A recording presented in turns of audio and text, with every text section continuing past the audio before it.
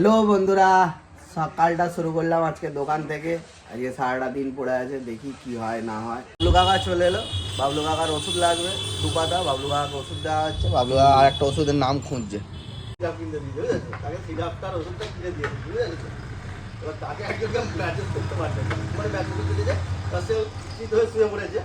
এবার বলেছে ওখানে ভালো সরষের তেল আছে নিয়ে যায়। কি করেছে, এই তেল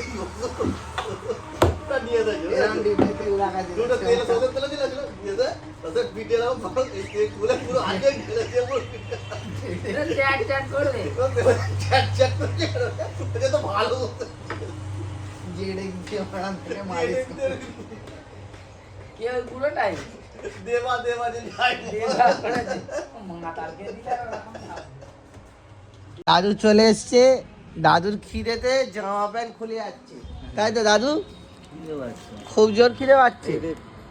টিফিন বিফিন হয় না এখনো? হ্যাঁ দাদু। দাদু শুক্রবারে খায় না, শুক্রবারে উপোস থাকে পুরো টিফিন, তাই তো দাদু? টাকা দিচ্ছি, দেখ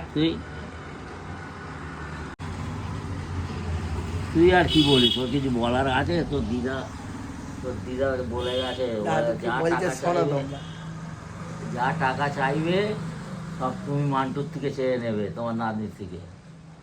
হ্যাঁ বলো, যা টাকা পয়সা লাগবে, মদ খেতে, বিরিয়ানি, রাইস, যা খাবে তুমি।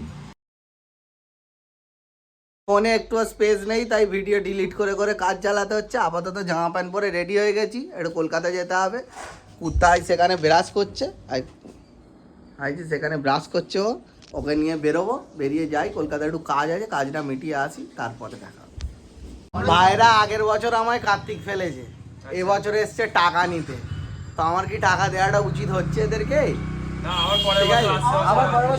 আবার জুড়ে জুড়ে মানে লোক বাড়ছে, ওদের ফেললো 4 জন, হয়ে গেল 6 জন, এখন হচ্ছে 10 জন না 12 জন ওরা ফিস্ট করবে, ওদেরকে টাকা দিতে।